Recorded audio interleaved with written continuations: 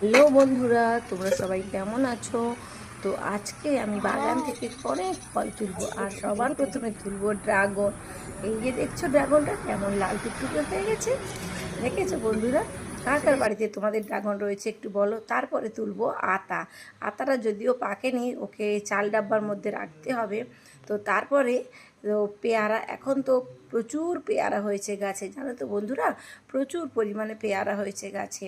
তো পেয়ারা যেগুলো খাওয়ার মতন হয়েছে সেগুলো তুলে নিলাম। তারপরে চলে এলাম কামরাঙ্গার কাছে। ওরে বাবা, প্রচুর কামরাঙ্গা হয়েছে। আর এই দেখো ড্রাগন আর সমস্ত রকমের ফল। তো দেখো, বড় মেয়ে ছোট মেয়ে তো খুবই এক্সাইটেড খাওয়ার জন্য।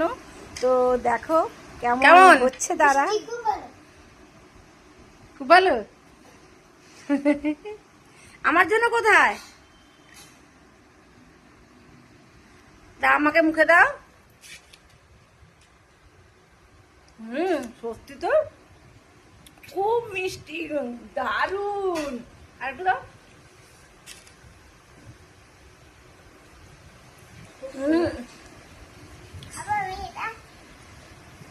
তা